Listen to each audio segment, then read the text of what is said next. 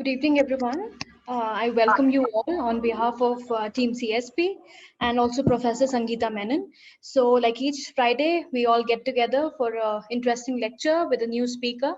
So, the lectures usually are centered around philosophy, psychology, literature, and basically research. And there are more crisscrossing disciplines in between.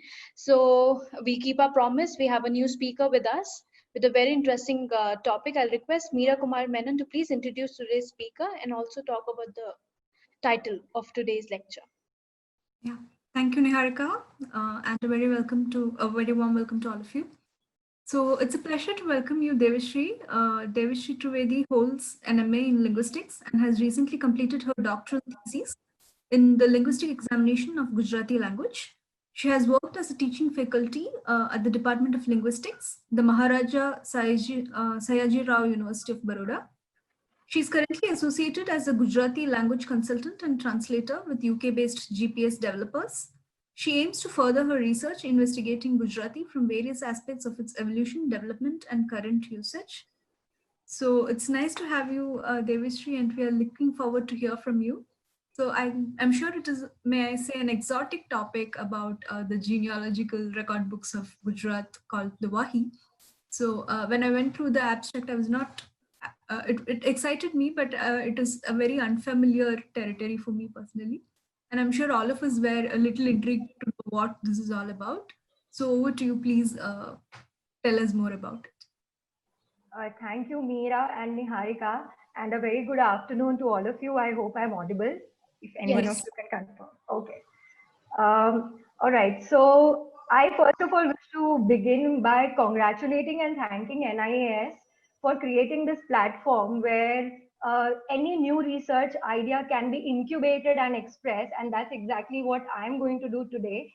I'm going to simply put forward an idea through this talk. So I'm going to be talking about the Wahi, which is the genealogical record book in Gujarati, and I'm going to do so through a linguistic point of view. So at the very outset, I wish to request you all to bear with me because at some point I may have to use some linguistic technical terms, but I'm going to address the topic keeping in mind that there would be members in the audience without a background in linguistics. So I shall definitely make sure to try my best explaining those terms in a simpler way. Before we begin, I just want to take you through a roadmap of what all I wish to address through this topic. So, first of all, I wish to begin with telling you a background about what is this genealogist community that existed in Gujarati and the Gujarati socio-cultural fabric. Then I'll tell you about what content was a part of the Wahi and what was the structure of the Wahi and what was so unique about it. Further, I will try to use some modern linguistic tools to analyze this particular ancient practice of recording genealogies. And finally, we will arrive at probably a conclusion or maybe a motivation to do something in this direction. So I begin with that. Before going to the actual presentation, I wish to give a little brief about what do we mean by genealogy. So as a term, it refers to the making of pedigree. And as a practice, it refers to maintaining records of families, family history, and tracing of their lineages. India has had a long standing tradition of maintaining genealogical records with even entire communities that have been dedicated to this practice as a profession or as a means of livelihood. The practice of recording genealogies is so old in India and it has been so significant that one can find even the records of British ancestors in the genealogical records that have been written in India. Even today, Hindu genealogy registers are maintained at Haridwar in Uttarakhand, Varanasi and Prayagraj in Uttar Pradesh, Kurukshetra in Haryana, Trambakeshwar in Maharashtra, Tarkeshwar in West Bengal, and Chintapurni in Himachal Pradesh, of the few I know so far. Such a genealogist community which existed and prevailed in Gujarat was by the name of what we call Vahivancha, and the genealogical record books that were written by them is basically what we call Vahi. So my topic about decoding the Vahi is about the works that were done by this particular genealogist community. And now I shall request Niharika to please share the presentation with us.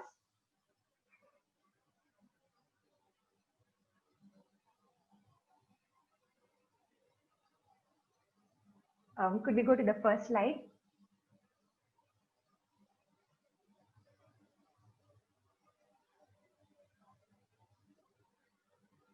Yes, I hope everybody is able to see this presentation. Everybody has access to it.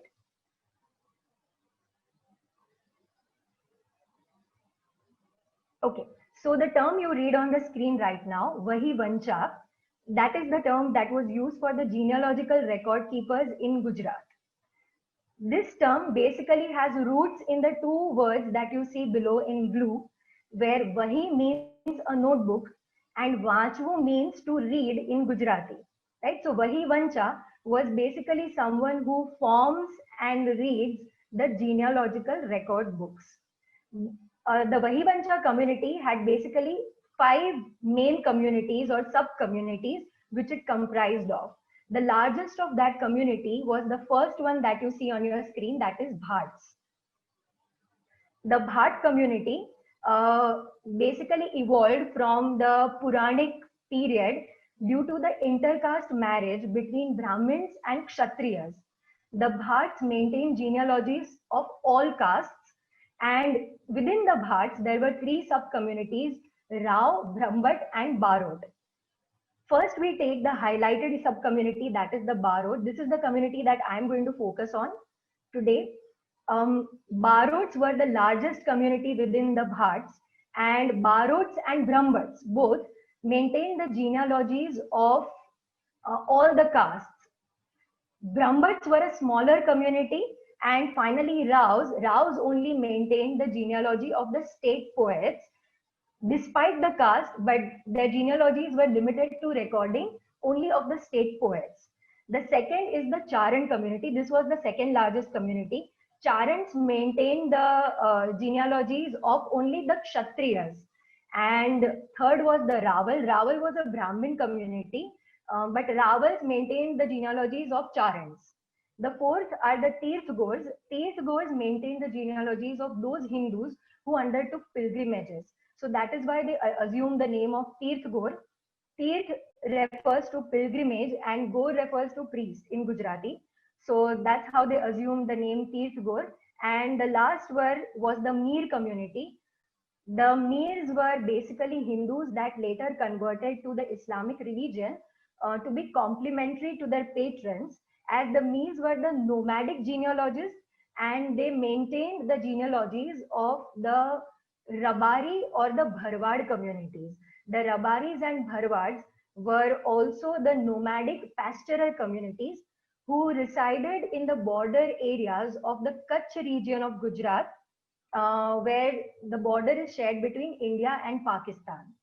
So basically, these were the 5 main communities that undertook recording genealogies in Gujarat, and of them, I attempt to focus on Barots as this is an unknown realm. Barots even today highly guard their record books, whereas the record books of the second largest community, that is the Charans, are easily available in the linguistic databases, in the archival libraries, and even in the university databases. Could we go to the next screen?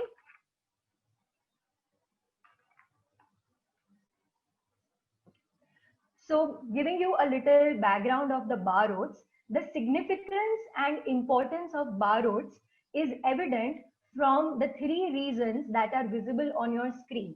The first reason being that Barots are believed to be an ancient communities because they even in the Puranic literature. Even in the Purans, they have been mentioned as what you see below as the Soot, Bandijan or Maghad community. Next is that even today, we find certain streets or areas that are named after the Barots, which were called Bhatwada. And in cities like Rajkot and Ahmedabad, as far as I know, there may be more. Even today, we find these streets or areas, some of the streets or areas that are still called the Bhatwada. The third important evidence comes from the migratory evidences. Now, Barots maintain records by traveling to villages or regions of each patron periodically to write and update their familiar records as well as their life events, and thus they earn their livelihood. So if you look at the map of Gujarat, which is given below, you find the Vahivancha in the red circles and the name of the patrons in the blue circles. So the Vahivanchas belonging to North Gujarat, which is a little light creamish in color, that is the North Gujarat region. The Vahivanchas that resided in the North Gujarat region maintained the Vahis of Patanwadi patrons that resided in the central Gujarat region, which is given in the light blue color. Similarly, the Vahivanchas which resided in Rajasthan, if you can go to the map of Rajasthan, so the Marwadi Vahivanchas that resided in Rajasthan maintained the Vahis of the patrons that were Marwadi carpenters that resided in again central Gujarat region. So the patrons resided in the central Gujarat regions, whereas their Vahivanchas resided elsewhere, and they would periodically travel to the residing location of the patrons and keep updating their Vahis. It is for this very reason that the Vahis formed a continuum of information. There was no break in the information that was constantly being recorded in the Vahis. So let's now look at what these record books look like. Next slide, please. Yes. So the Vahis were around 2 to 3 feet long and 6 to 12 inches wide. It's a book of specific size and a specific binding pattern, which was traditionally used for bookkeeping of any kind. And so even for bookkeeping of genealogical records, this was the same format that was used. Now, this was bound by piercing on one end or corner of the pages, and these pages are tied with a cord passing through the piercings and folded in the middle, as you can see over here. So each Vahi constituted of enormous information about the significant events to the smallest of occurrences that were associated with or relevant to their patrons. Now, Vahi is basically based on patrilineality, and it involves every member belonging to the same Gotra or exogamous unit. It records crucial information such as that of birth, marriage, thread ceremonies, religion, caste, sacrifices, martyrdom, death rituals, the women who performed sati, adoptions, migratory patterns, and so on.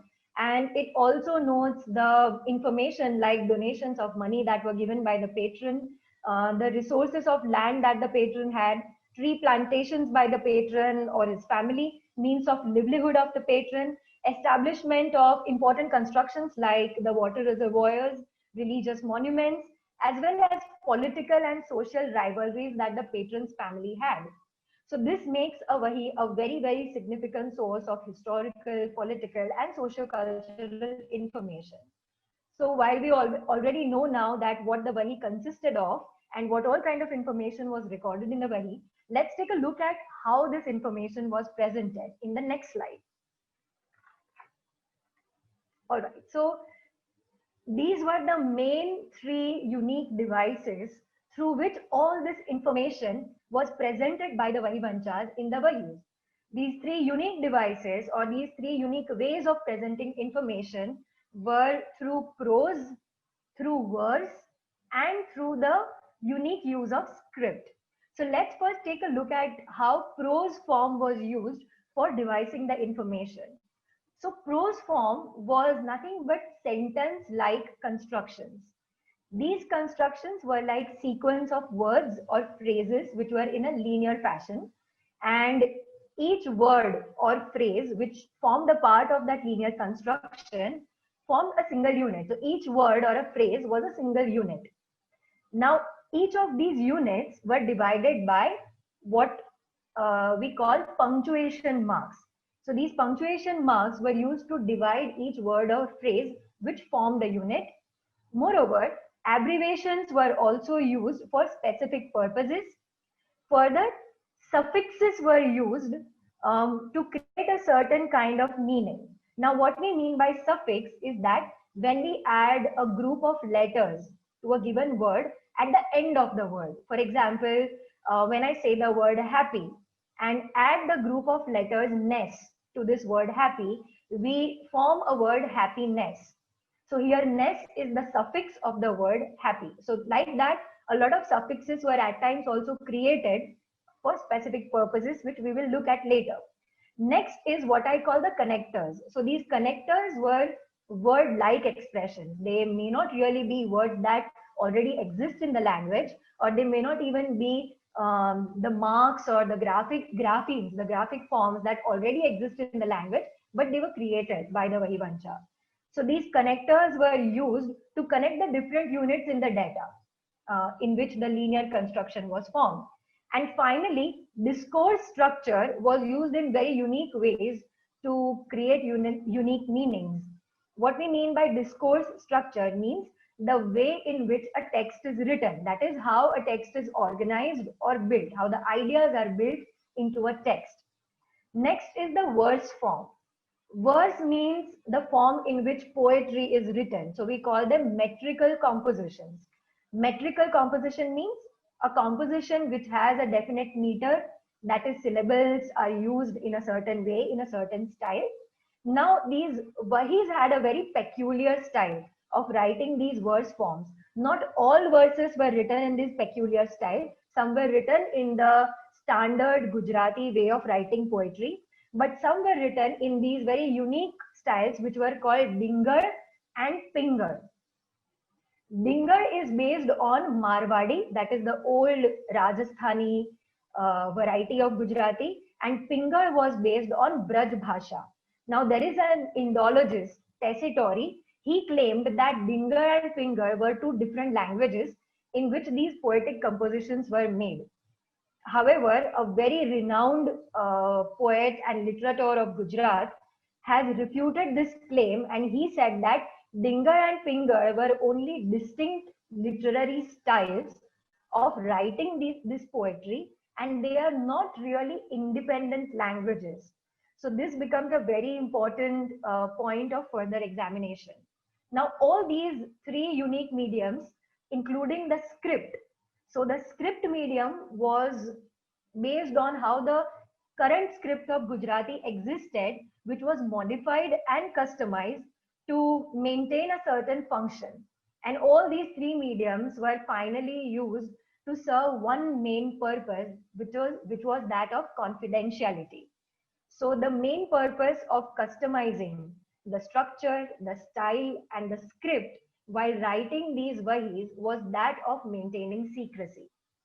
Each Barot developed tools to form his Vahi in a way that could not be interpreted by anyone other than his own son, who was next in line to undertake this profession as an inheritance.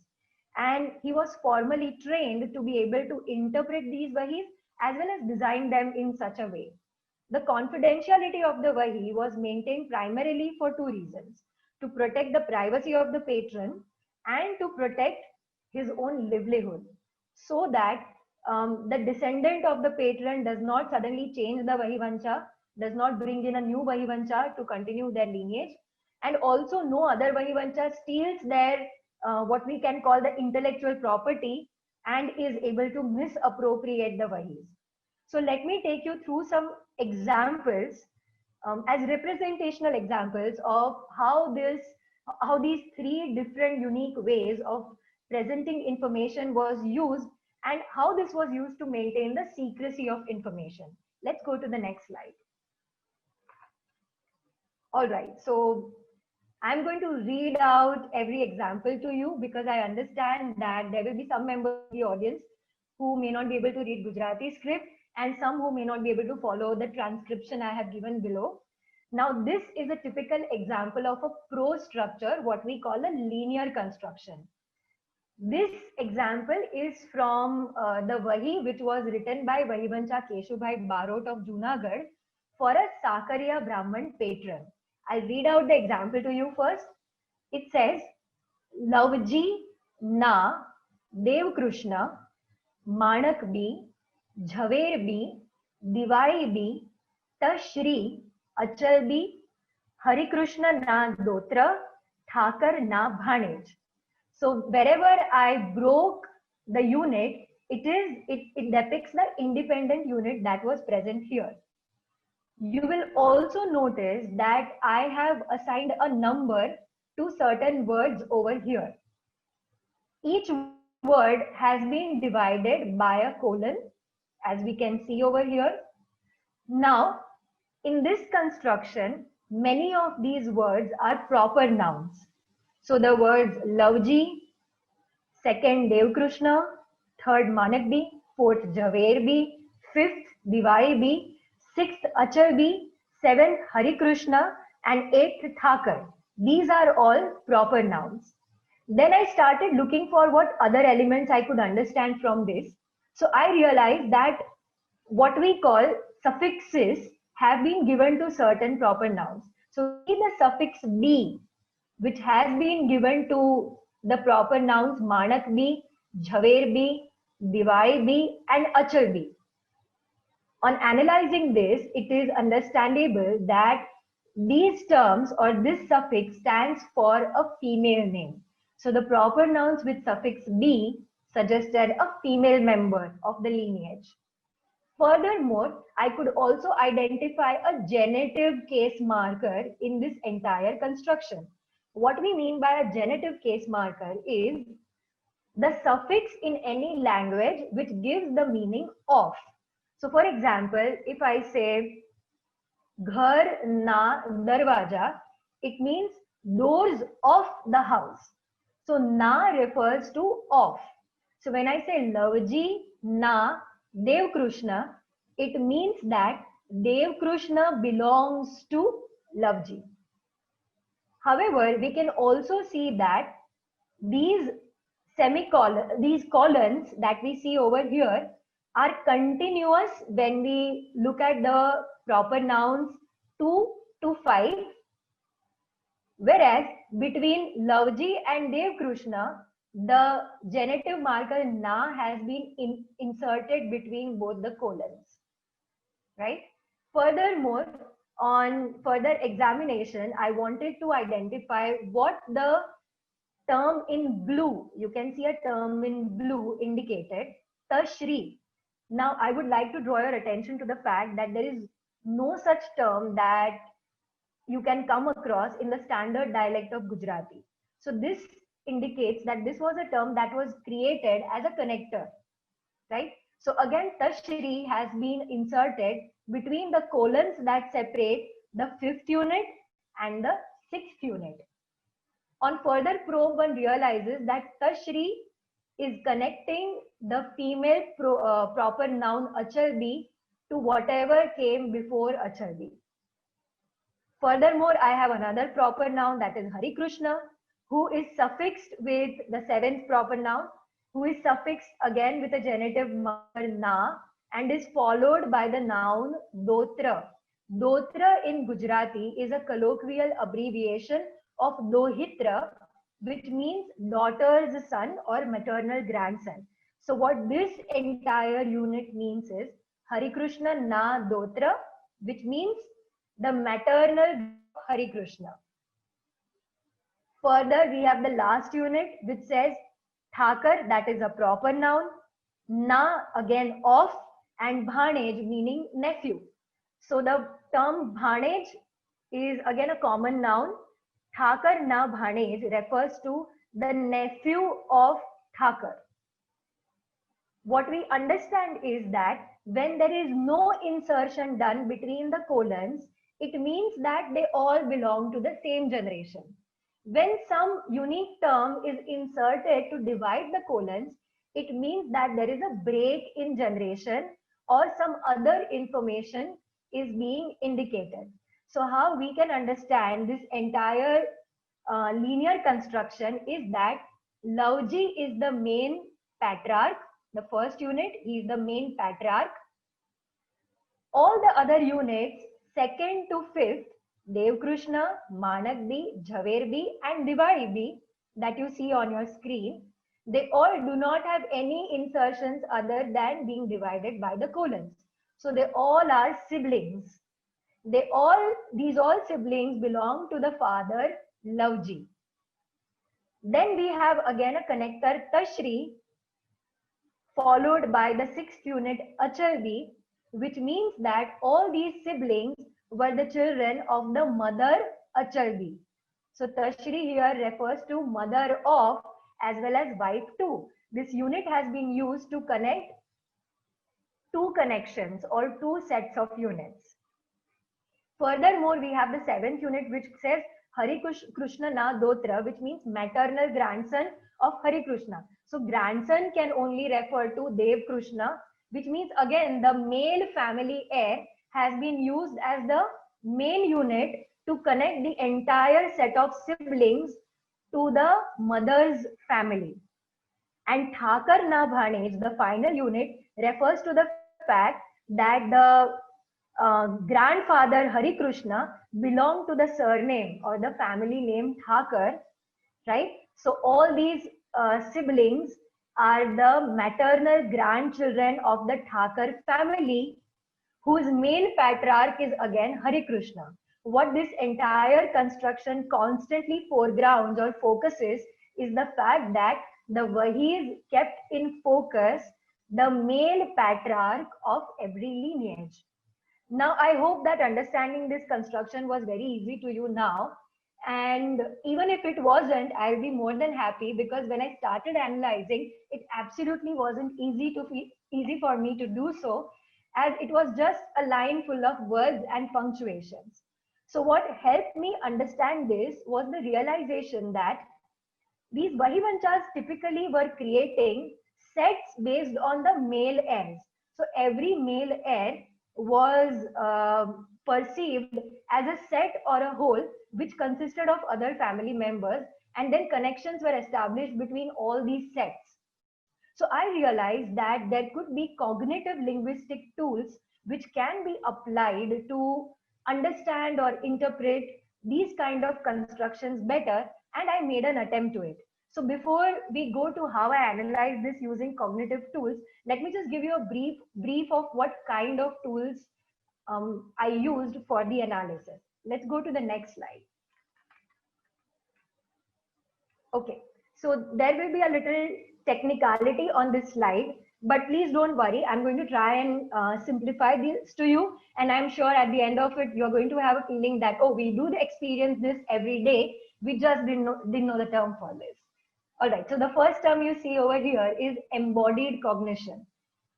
The word cognition basically refers to processes that take place in the mind. Processes like understanding, analyzing, perceiving, reasoning, etc. What we mean by embodied here is that as living or physical entities or bodies, we constantly interact with our surroundings. Now, when we do so, we encounter new experiences every moment.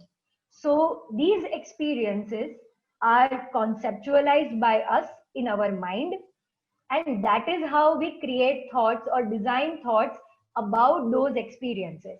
So we are talking about embodied, that is the experiences encountered by our physical bodies in our surroundings, and cognition, which means how we think of those experiences.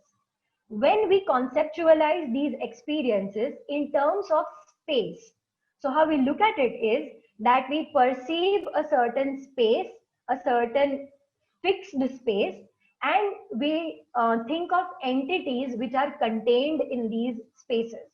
So that gives rise to what we call spatial perception. We perceive space in our experiences, and we establish different entities that we saw in that space. This gives rise to a mental image or a mental drawing that we create, which we call the containment schema in linguistic terms. What we mean by containment schema is very simple. We perceive a fixed space, and within those space, we establish or we literally pinboard certain entities that we saw in that space, and then we start connecting those entities and create relations between them. So what you see to the left of your screen in image A is what we mean by a containment schema. What does it have is, it has an enclosed space, and within that enclosed space, there is an entity. Now, I will make it easier for you. Let's do a little exercise if that's not a problem. We can all close our eyes for a second, all right? And we can imagine the sentence that I'm going to say now. So please close your eyes and imagine this entire design, this thought in your mind. Ram is in a room. Ram can be any Ram, any boy. Ram is in a room. Now let's open our eyes and try to compare what we thought. We think of the room as an enclosed space that is given in image A, and we look at Ram as an entity which was in that enclosed space. So this fixed entity is what we call a landmark, and the entity that is comparatively movable is what we call trajector. And this is exactly what we mean by a containment schema. That is a design that represents what we mentally thought of when we try to think of the experience Ram is in a room. Now let's look at the second side of your screen, which is image B. Initially, we only thought of Ram in a room, right? Now let's think of a relationship like Ram is in a room with his mother. So here A and B are Ram and his mother, who are in the enclosed space that you look at here. The more and more relations we establish in this enclosed space, the more and more connections we are able to establish between these different trajectories in this given landmark. So landmark is the fixed entity in the space, and trajector is the moving entity in the space, right? That is what we mean by a relational schema within the containment schema, which image B depicts. Okay, so this is exactly the concept that I am going to put forward, or I am going to use to analyze the highly complex linear construction that we had come across in the previous example. But before that, I will also like you to think a little about when I said Ram is in a room with his mother. We all agree that we imagine the whole situation from the point of view of Ram. So what we call Ram over here is also the vantage point. That is the point of focus when we imagine any frame, when we think of when we build or design any frame like a photograph in our mind. So vantage point is the point from which we begin thinking about the whole frame, right? So before that, let's take one more quick example. Let's imagine one more example. Let's say that we all are looking at a painting of a mountain, of a hill, all right? So whenever I am focusing on the top of the hill, I will say I am looking down the hill. Why? Because my vantage point is the top of the hill. And whenever I am looking at the bottom or the foothill and trying to imagine the hill from that vantage point, I will say I am looking up the hill, right? So the vantage point means the point of focus whenever I am imagining any situation, or from the point where I begin to imagine any situation. All right. So now let's look at how this entire concept can be implemented to that linear construction and thought of and analyzed in the form of such different mental schemas or mental designs which make our understanding easier. Next slide, please. All right. So let's not get scared of this entire complex network. This is as simple as what we did in the previous slide. Now, again, when we look at the vantage point, is the Vahivanchas made us focus or made us think of the entire Vahi based on the main patriarch. So when we started looking at the Vahi, our vantage point was the main patriarch, that was Lavji, right? This led us to knowing about the siblings that you can see in continuation. Devkrishna, Manak B, Jhaver B and Divai B, also with the vantage point of Devkrishna. So the relationship between the siblings has also been established from the point of view of the main male patriarch or the main male heir of this lineage. So the siblings together form one whole containment space which we call frame A. This whole frame or all these siblings together form a unit which is connected to the main patriarch, that is Lavji, which is given in blue. Now let's further scan it. We go down to frame C, where we knew that the Thakar lineage was also presented from the focal point of the main patriarch of the Thakar family, that was Hari Krishna. So the family of the wife was also presented to us from the vantage point of the main male heir of that family, Hari Krishna, who was the grandfather of all these 4 siblings. The entire frame A of the siblings, that is the children, connected to the father, together forming the frame B, are related to the frame C because of the female or the matriarch of the family that is being presented by the mother or Achal B towards the right of the frame C, right? So A, B and C all form interconnections because of the matriarch. So while the matriarch worked as the connecting link between all different sets of families that were given in the Vahis, each set of family was focused upon or began with the focus on the male patriarch. So this is how the cognitive linguistic tools or the cognitive image schemas could be used to analyze what was written many years ago in absolutely linear or prosaic structures. Now, to verify whether we can do this with all other linear structures or not, let's take one more example in the next slide. Can we go to the next slide? Okay, thank you. So this is an example of a Harijan patron's genealogy that was also written by Vahivancha Barot. What we see in this is also linear construction. We see 2 parallel lines in green that is connecting each unit over here.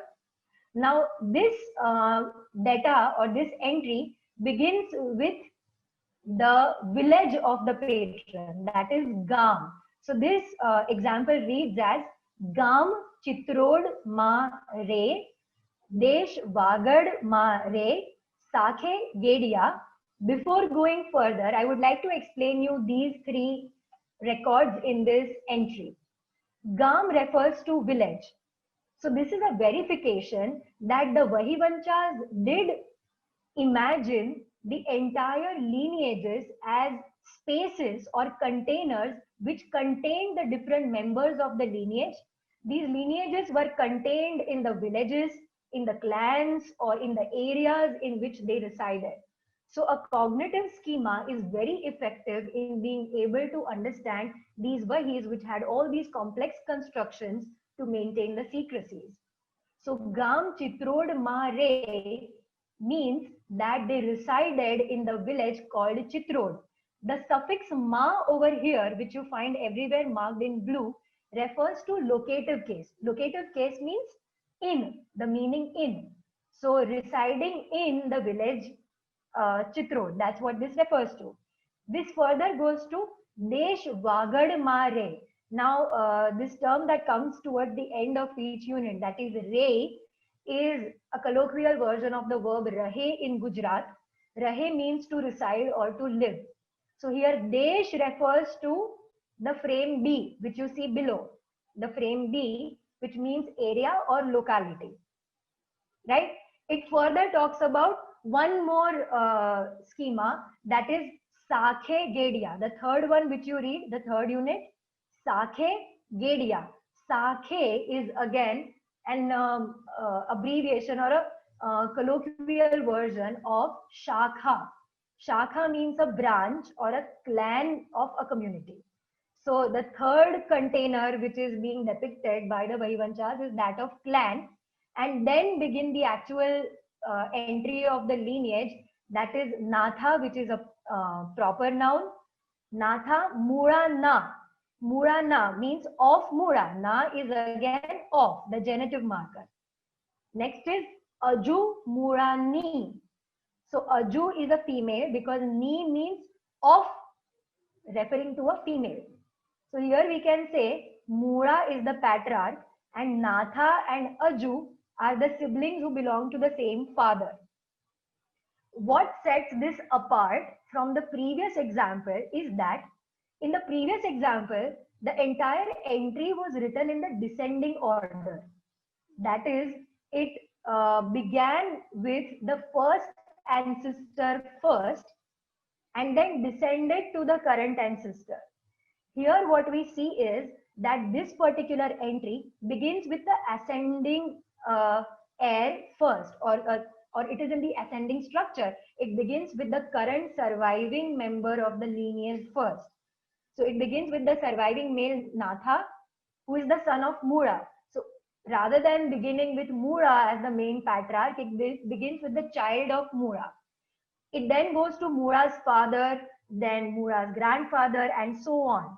What this particular discourse structure depicts is that the Vahivanchas not only depicted secrecy through this horizontal construction of information, but they also depicted secrecy through how they vertically arranged the information. The descending order of writing the Vahi meant that it was written for a Brahmin patron. And the ascending order of writing the Vahi meant that it was meant for a Harijan patron.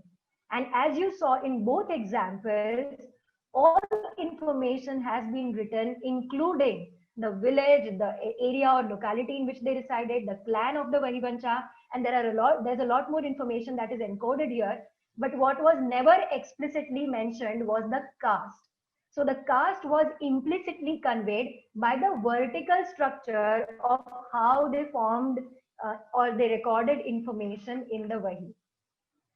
So here again we are forming a containment schema where first we have a larger container of the village, in which we have a specific container of the area or locality, in which again we have a container of the clan, and then finally we have all the kinships or networks that we saw before, which would be contained within this clan. So we can easily say that cognitive perception of interpreting these Vahis would be an effective tool to do so. So let's now go to how they formed Vahis in terms of their prose or poetic records. Can we go to the next slide? So this is how they form the verse structure. Now, what we mean by verse is the kind of constructions that are made in the form of poetry. And there can be interesting facts that could be derived from the way these poems were written as well. I'll read it out for you so that you also know how rhythm or meter has been maintained and how well formed poetic structures these were. Parbhate te nars mariye, jag uge evrahai, Tetrishe tara ughde, gara chute gai. This meant that let us worship and recite the name of the sun god, whose rising at dawn itself can unlock the temples of all the 330 million gods and untie all the cows from their robes. So from the very first interpretation of this particular poem, we can see that this was meant as a prayer. So if we read below, the core sense, which means the main meaning that was conveyed by this poem form, was that of a prayer. By implicature, what we mean was, what was the meaning? What was the hidden meaning, or what was the implied meaning that was being conveyed by forming such a verse? So here the meaning that is being conveyed is of prayer to the sun god, which actually indicates that the patron was either the dynasty of the sun, which we call the sun dynasty, or the sun worshippers, or either the Vahivancha himself believed in worshipping the sun god before commencing the writing of the Vahi. It was a common practice amongst all Vahivanchas that they would first begin their Vahis with a prayer. But generally, Vahivanchas also began writing prayers for Lord Ganesha because in Hinduism, generally he is considered to be the foremost god. So when any other god than Ganesha was specifically mentioned in the prayer of a Vahi, it meant that it was aimed at pleasing the patron, because probably the patron was the descendant of a certain dynasty of god, or probably he believed strongly in that particular god. Now, what we mean by stylistic tools is the kind of tools of language that are written to create poetry. So here we can see what we call phonological parallelism. In normal terms, we call this rhyming, right? So we look at the last words of both the lines. We say brahai and gai. Both these words end in the syllable I. So there is a phonological, that is a sound-based similarity, which we call parallelism, right? Then we also talk about the next one, which is deviant construction. Construction means how this poetry has been formed, and deviant refers to something which deviates from the normal. Deviating from the normal, as in a normal construction will be gai na gaya chute, that is the ropes of the cows untie. But this has been shifted, this has been made into a different construction for a certain purpose, that is to create a verse-like form.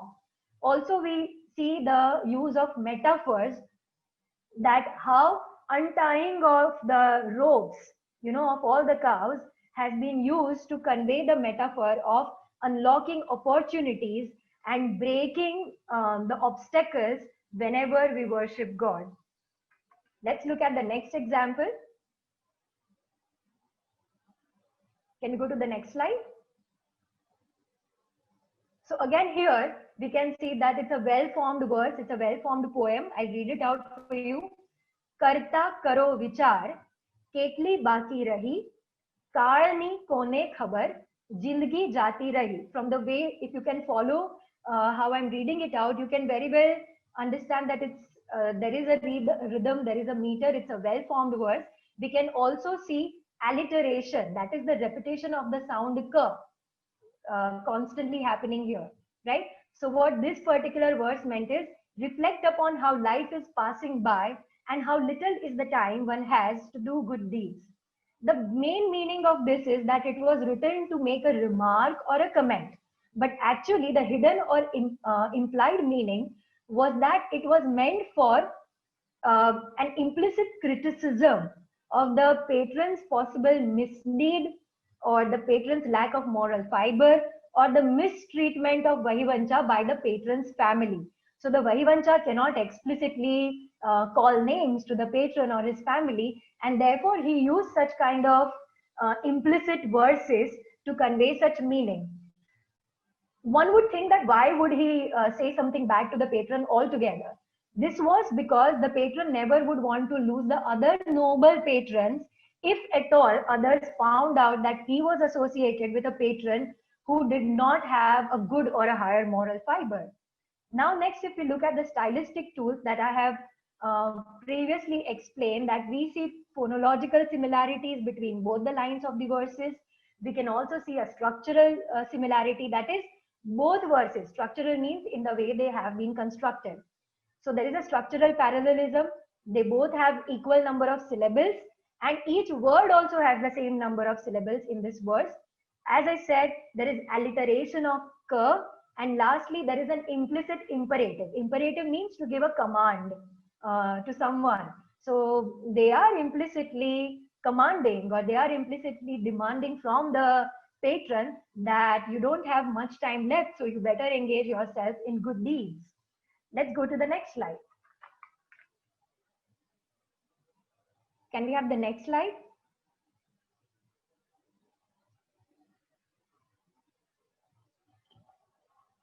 Okay, so this example reads, Kandhe kavad pherve, naval kare vakhan, je ghar pariyo na chutiyo, te ghar sach masan. A Vahivancha carries around the weight of the Vahi on his shoulders to go to the patrons' houses and sing their laurels. The house where a Vahivancha does not visit is as good as a graveyard.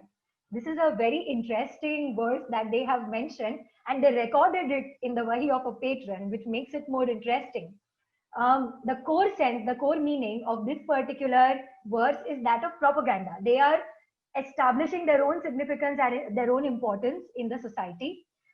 The next is the implicature, or the hidden meaning through this was to convey the importance of the Vahivancha by saying that that if a Vahivancha does not visit your house, it means that your lineage is completely not being recorded, and therefore your lineage is not going to be immortalized. Therefore, it won't be surviving. And the implicator of that is that what does not survive is as good as dead. So the stylistic tools again that are used here are that of a rhyming scheme. We can see in both the lines, the last words of both the lines, Vakhan and Masan. Vakhan means appreciation and Masan means a graveyard. So we can see a rhyming scheme there. Again, both the lines have 12 verses. They contain 12 syllables, sorry. Both the verses have 12 syllables. And the metaphorical use to convey that a Vahivancha who does not visit is as good as your family becoming a graveyard, because a Vahivancha is solely responsible for keeping the lineage of your family alive. Now, this was how the verse forms were used to present the records while creating secrecy of the records intact. Let's go to the last tool that was used by these Vahivanchas, that is that of script. Can we go to the next slide? So this is an example of what kind of script, how they wrote the Vahis, which kind of graphemes did they use to write the Vahis. The image that you see over here to the left of your screen belongs to the Vahi of Atit Bava from Sorat, maintained by Barot Tapuramji. Right? The script seems to incorporate modified Gujarati letters as well as symbols like the English number 7. If you see it in the last line, you find a symbol that looks like 7. You also find symbols that look like 3, right? So having evolved from the old Western Rajasthani, Gujarati has evolved from old Western Rajasthani, the Vahi may have been possibly written through modifying the characters of Devanagari script and conceptualizing them in their various spatial orientations. If you see the graphic on your right, on the right of your screen, the letter that you see first is a K, and the K has been made to have a 90-degree upward rotation to make it a horizontal K, and that is how the first symbol in the image to your left has been formed. It is like a horizontal K in Gujarati. So on and so forth, such spatial orientations were used, such spatial modifications were done to the already existing Devanagari script in which Gujarati was written to create a very unique form of writing the script so that no other Vahivancha could decode or decipher what was being written. However, whether or not the 3 and the 7 belong to English script or have been influenced from Roman script could be further examined. Now, according to Barot Tapuramji, this Vahi is possibly dated back to Vikram Samvat 1730. So it is believed that the characters like 7 or 3 were actually the influences of the Kharoshti script, whose remains were still used by the Barot community that existed in the Kutch region or the border region, right, which still use the remnants of Kharoshti in the form of Bodia script. Now, Bodia script did not have any vowel markings, and therefore here the vowels have in the last line, what looks like 3.5 or 7 or so on and so forth. These vowels were like numerical symbols. So it was believed that this was derived from the Kharoshti script. However, it may be up for further examination if any of these characters were an influence from any of the European languages like Dutch or Portuguese or English, because it was believed that there was a contact that did happen between these communities in the coastal region during the 1600s, whereas this Vahi was written in the Kutch region, which is the far end of the coastal region. So it can be interesting and it is up for further research. So basically, what I wish to convey through all these different tools that were written in these Vahis is what I want to propose rather than conclude as a part of my talk. Let's go to the last slide. So rather than conclude, like I said, I only wish to propose that Vahivanchas in Gujarat were not only genealogists, but I consider them linguists themselves.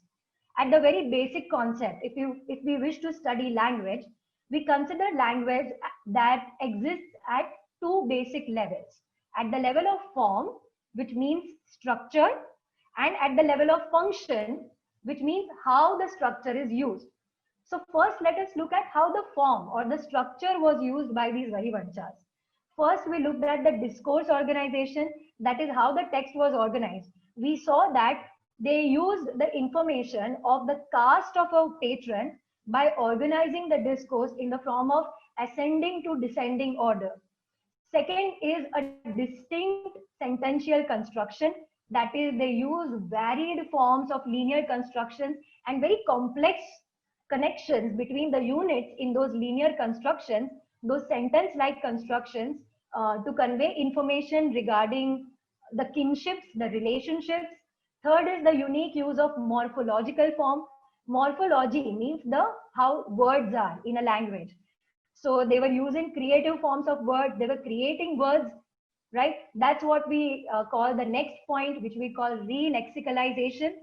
Relexicalization means to modify existing words or to create new words from already existing words. So lexon refers to vocabulary, and relexicalize means to make changes in the existing vocabulary. Next is typographical symbols. Typography means some kind of graphical symbols, right? That is what we call the punctuation marks. Punctuation marks have also been uniquely used by the Vahivanchas to create connections, to show the relationship between the patriarch with his children, and so on and so forth. And then we had recreation of writing systems.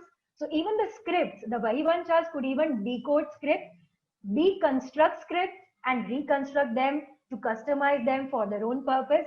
And finally, the use of stylistic devices like foregrounding, that is bringing a particular element into focus, parallelism, that is creating similar sounds, similar constructions, and structural deviance, that is changing the structure of a normal construction in which poetry could be written so as to bring in more effective rhyming or metrical scheme. Now let's look at what all functions did these structures of language perform because of the way in which they were used. The first is the referential function. The referential function means to refer to something.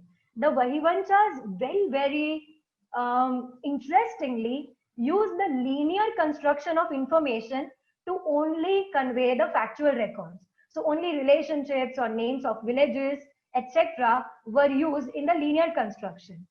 But the next is the poetic function, that is using language in the form of poetry.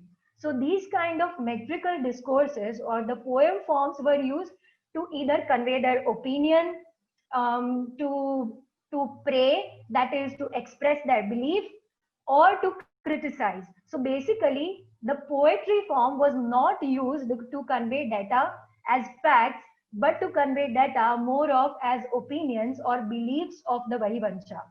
The third is the emotive function that was served through the language use. Emotive function means to express emotions, various kinds of emotions like appreciation, pride, criticism, belief, opinion, or even imperatives or even commands or demands were being conveyed by the Vahivancha through using metaphors, right? They use different kinds of metaphors in different verses to express what they actually perceived through their opinion of the patrons. And finally, they perform the last one, that is the conative function in their Vahis. The conative function means to make the hearer or make the one who reads the text do something, that is command something out of the reader. So we could see that the Vahivancha was implicating to the patron to use his life significantly in whatever time he has. So that conveyed the conative function of language, and that was achieved by using pragmatic implicature. Pragmatic means using or conveying meaning just through the use of the language and not directly through the words. and implicated means doing so indirectly. Now, both the form, at the level of form, at the level of function, language was very wholly, was very strategically used by these Vahivanchas for the basic function of maintaining confidentiality. But such records that the Vahivanchas created were highly complex and now today can be most effectively studied by making use of what we call the semantic interpretation of cognitive frames. So semantic interpretation means to be able to understand the meaning of what the Vahis conveyed through their highly complicated structures. And we understood this meaning, we interpreted this meaning by making use of very modern linguistic theories in the form of cognitive frames. That is, creating mental designs of how our mind processes different kinds of information and perceiving them in the form of images, in the form of designs, and then implementing them into how this textual information was formed. So the only concluding remark I wish to make is that genealogical records in India have so far been largely studied for historical, for anthropological and sociological purposes. But through this brief probe into Vahis, I wish to establish them as a rich source and vast scope for linguistic researches. And I wish to encourage, motivate, and put forward this thought across all of us that let's look for such linguistic resources from such unconventional literature that can be found in our culture, and therefore take our hidden culture or hidden records of our culture forward. Thank you so much for being patient and attending this lecture. And I hope I made sense. Thank you so much, Bhagyashree. That was a very lucid presentation, I must say. And this concept was really new to me. So thank you for explaining it in such simple terms.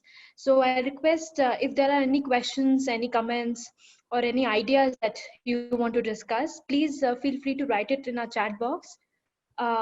We'll take some questions. I'll just start with Meera. I'll just request Meera to give her chairperson comment. Meera Kumar Menon is a doctoral scholar with Team CSP, and she is also the chairperson of today's session. So Meera, I'll request comments from you. Yeah, sure. Thank you, Niharika, and thank you, Devashri. That was amazing. So I was wondering, since you put across so many ideas about the whole tradition of keeping genealogical records, one particular thing that was striking for me was how they were mentioning. There were mentions of patriarchy, although it was not very manifest, but probably in a very latent way.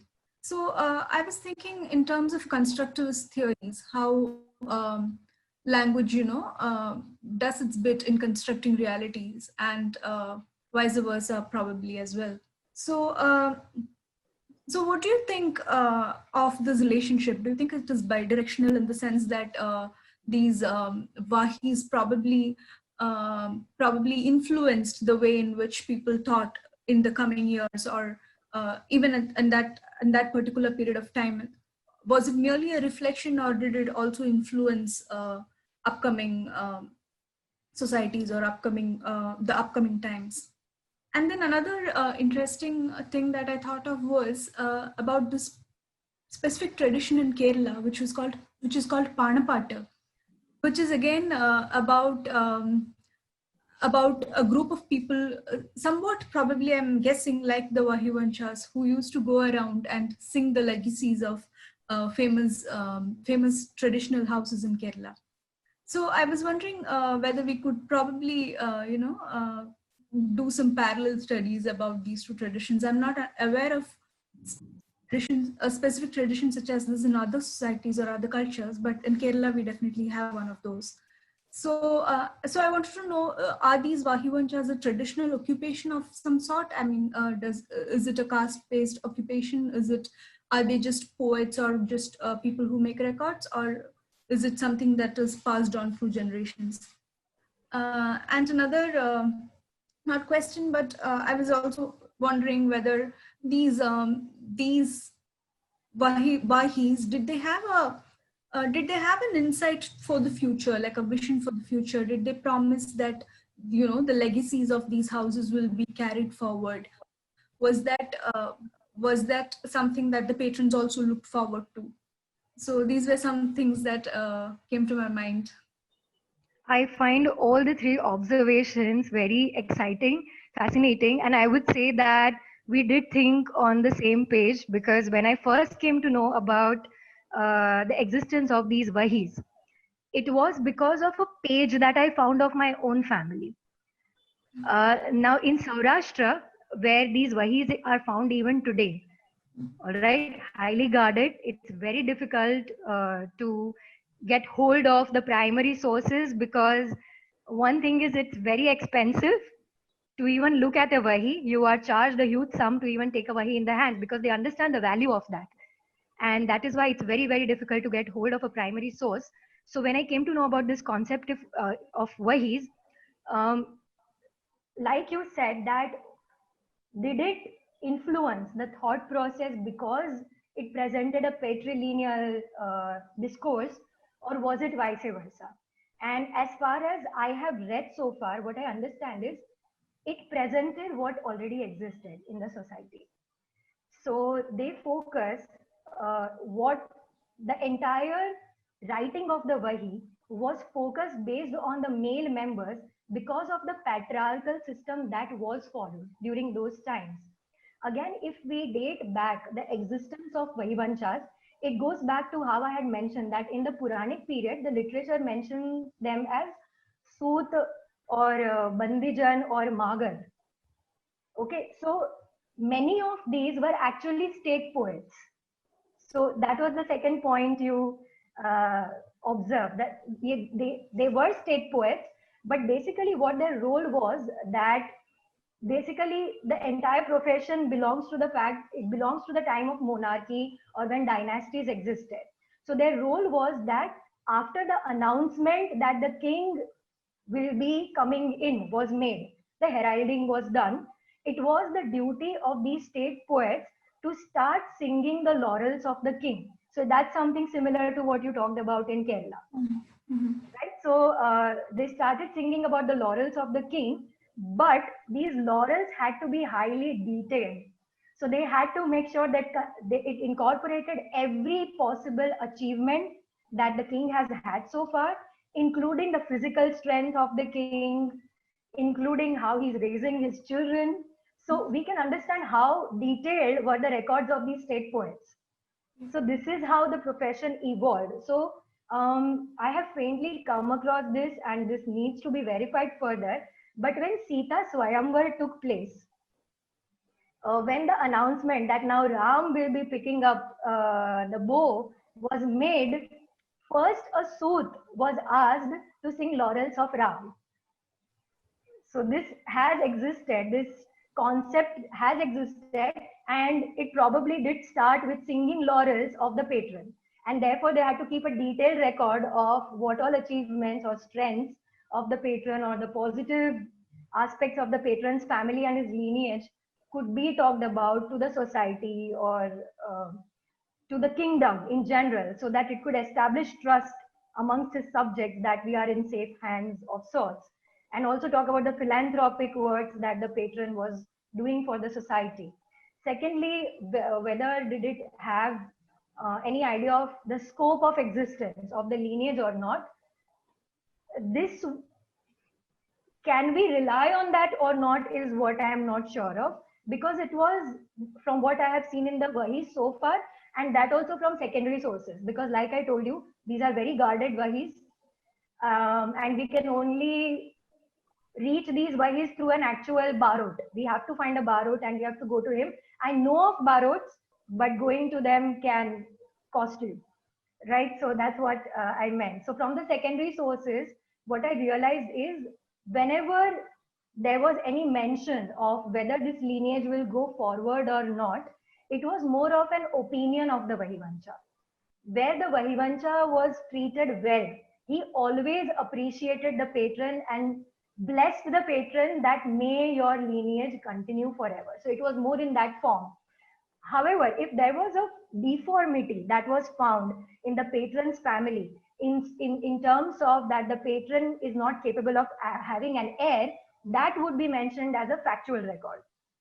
So through the factual record, it could be implied that probably this lineage may not go forward, or it would be mentioned that because a biological lineage may not go forward, an adoption has been done to take it forward. So these kind of records were mentioned in the Vahis. I hope that answers. So thank you, Meera, for those interesting questions, and thank you, Devashri, for the answers. Okay, I'll request Ariman to please ask his question. Yeah, please go on.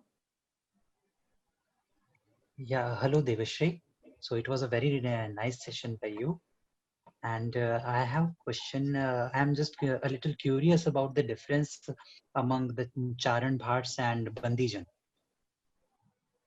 The Charan Bhat. Yeah, Charan and Bhat was mentioned in your chart, so I could understand that. Now, how is it different from Bandijan? The Bandijan was, the Charan or Bhat is the term evolved later. Bhat Okay. is basically the community that evolved because of the communities that existed in the form of Sut or Magad or Bandijan during the Puranic period. So who evolved from there was the Bhat community in Gujarat that became the genealogist community. That's what I meant. In Gujarat, the Okay, so genealogist community was the Bhat, and these Bhats find mention as Sut or Bandijan, or I have come across some examples which were originally written in, which originally belonged to Kashmiri literature, the Hindu Kashmiri literature, which also talk about the community Bhat, and they still have the family name Bhat, but I don't know if the family name still associates with them. There is only a mention that the Bhat family name has still existed, continue to exist. the Kashmiri name is Bhatt, which has become now Bhatt. No, that is true. That is No. true. I'm just talking Mhm. about Bhat. So right. Barots were the largest evolved community of the Bhat genealogists of Gujarat. But in the Puranic period, the genealogies that existed during the Puranic period have been mentioned as Sut, Bandijan or Magar. What I meant is this profession has existed during the ancient period. Okay, I'm interested in one more word, Magad. What is Magad here? Magad was a term which was used for genealogists, probably for the dynasty that belonged to that specific geographical area. Because like I said, they started being state poets. They were state poets of specific dynasties. That's how the evolution turned. Like Bandi Jan was the descendants of, the Bandi community. That's how Bandi Jan had evolved, as far as I have read so far. Okay, so the Thank words you Sut both and you for Magad the are question. interchangeable. Okay. You please answer that question that Ariman has. Can you repeat the question once more? Sorry about that. Yeah. Can the words Sut and Magad be interchangeably used? It may not be Are they interchangeably synonymous? used, but all three find mention as genealogists existing during the Puranic period. That's what I mean.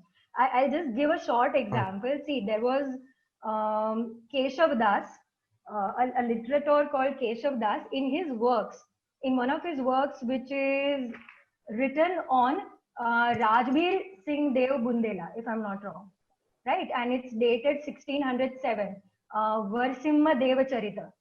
That's what it reads. So in that, he has used the word Sut and Bandijan interchangeably. So whether or not the other terms can be used interchangeably or not, I'm not sure. But see, even if both, suppose let's say both Sut and Bandijan were equally state poets at the same time in the same dynasty, suppose. Okay, that's what the research can be taken further. That's exactly what I meant. But even if they existed parallelly or simultaneously, even in the same court, it's possible that maybe they belong to or they came from different native areas, and therefore they were given two different terms for identity or distinction of identity. Probably. It's possible. And that's why I said that this is a fresh or just a new idea that I'm putting forward, and it has a scope of so much research. There are so many references, and there is so much that has possibility, like Meera already mentioned, that there can be so many parallels that could be drawn. And I don't know if we are running out of time, but if at the end, if we have some time, I'll also mention about a community that I came across as a child later on. Yes, Niharika, I leave it to her. She's, yes. Yeah, thank you so much. Thank you. Okay, we are running a little short of time. So there are, I see two more questions. One is by Vasudev. So he's saying that he'll explain his question or comment better when he speaks. So I'll just unmute you. I request you to speak. Yeah, so firstly, thank you so much for this lecture. And I mean, I have this thought that like the origin of a language, maybe from a particular place, and maybe, you know, like a very small number, like 1 or 2 people, or maybe 3 people would be knowing that language. But it might not have, you know, spread across a lot in that region. They might have shifted, or, you know, 1 or 2 people from that region would have migrated to another place, and they would have spread that language. And then in future, when the experts study and find out the origin, they may just reach to the place where they migrated and conclude that this is the origin of that language. So then do we get here wrong in the way finding the origin? Or, I mean, it's a thought basically which I have. So okay, so I understand. I'm just going to address this question for all those of us who are linguists here. Please bear with me. All right. So whenever we try to find the origin of a language, we undertake different theoretical studies. We undertake different comparative studies, which is undertaken under a field called historical linguistics. We do certain comparative internal reconstructions. From the current existing language, we create proto, that is the supposed pre-existing languages, and then we build the language further. We reach a proto original language, and that is how we look at how a certain language originated. We don't really go geographically. Secondly, if we insist on from which place or geography did a language evolve, we have an archaeologist in the audience who will be able to tell this better, that there are a lot of paleolinguistic findings that take place, which tell us about the age and the origin of languages as well as scripts a lot more. And that is how we look at the origin as well as the evolution of any language, and thereby classify them into various families. Okay, so thank you. We'll just take up one more question because we have a time crunch. So I request Padma Priya ma'am to just please go ahead with her comment. Niharika, you can read my question. I have written it there. Oh, ma'am, you can explain it better. Okay, Acha, thank you. Thank you, Devshri. It was a very interesting lecture. But as you were telling about the Dingala and Pingala, I was reminded about the sculptural representation of Suryadeva, where there are 2 attendants in his side, on the right side and the left side, and they are called Dingala and Pingala. So how do you relate to this? Oh, that's very interesting.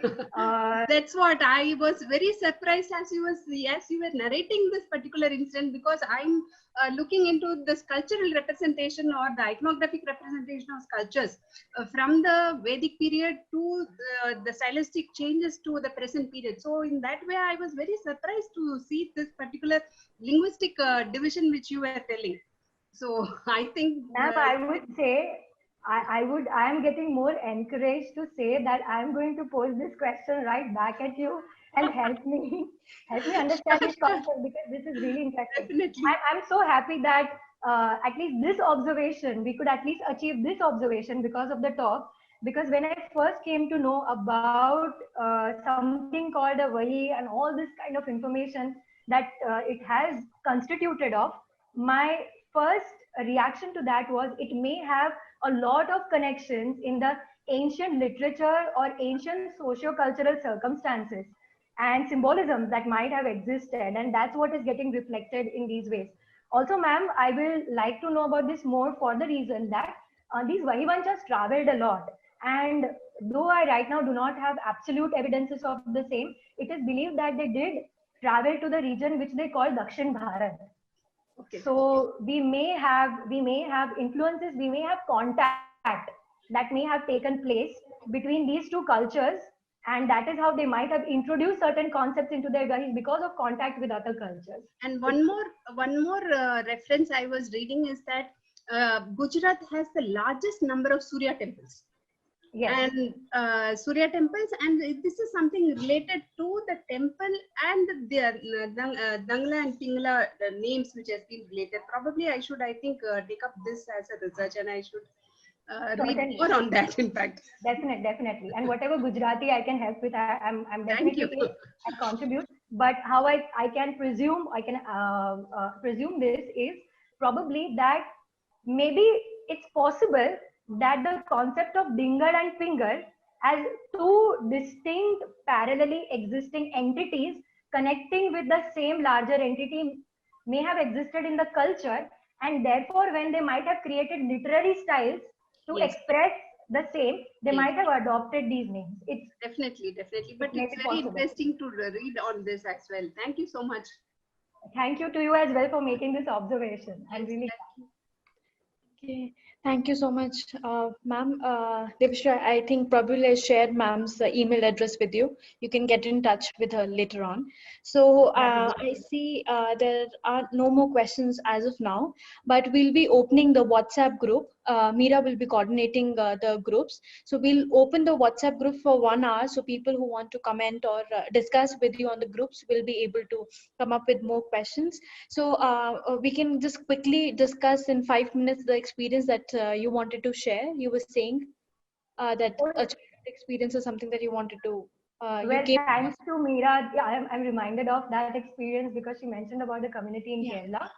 There was a certain similar community that as a child I used to experience. There would be men of a certain clan who would visit households, and one member, they would come in pairs, and one member would stand at your doorstep and the other member would stand far away, and the member at the doorstep would ask you about your name and about your surname, and then he would make some gestures and some symbols or kind of like a sign language through the gestures and convey something to the man who would be standing far away. They're quite distant, and the other man would shout out the information about your entire family and lineage from there. So this is what I have actually noticed as a child, people coming to our place. This is how they used to earn their livelihood because people found it fascinating, and they were basically Marathi speakers, primarily Marathi speakers, who conveyed this information in what was known as Kar Pallavi. So I am yet to find out more about what this communication system was. And maybe my grandmother will be able to tell me, my mother will be able to tell me more about it, they being Maharashtrians. But I have experienced this as a child, and it was using customized or modified symbols of language in the form of sign language to convey information about lineage. It was this thought that had always stayed with me. And that's when knowing about my own little Vahi or page of a Vahi is what lead to the talk today. And I thank you and your platform for letting me share this entire thought with you all. Okay, thank you so much. I personally thank you on behalf of Professor Sangeeta Menon and also our team CSP for giving a wonderful and a very different lecture, I must say, because this Vahi concept is very new to me. It was unheard until me and Meera both, we read the title and the abstract that you provided us with. So thank you so much for preparing such a lucid, PPT and explaining it so nicely. So thank you so much. And so like each Friday, we'll meet you in the upcoming Friday with a very interesting topic by Aparna. And her topic is how free is creativity. So she'll be talking about crisscrossing disciplines of neuroscience and Indian aesthetics. So stay tuned with us. We'll bring to you a new speaker and a new Friday lecture. Before we So, go, Niharika, I want to actually thank Meera for chairing this session. I want to thank you, Niharika, for organizing this session and for coordinating everything for us. And I want to thank Preet for helping at every stage and always being readily available for everything possible and for always responding to all inquiries there were. So thank you so much, all three of you, and kindly thank Professor Sangeeta Menon on my behalf as well for creating this absolutely exclusive platform for all kind of young and budding researchers, I would say. Thank you. thank you so much. So Preet is actually our storehouse of good speakers. So he's the person who gives us good speakers each Friday. So thank you. Stay tuned with us. We'll have a great evening. We'll see you next Friday. So have a great evening, everyone. Thank you.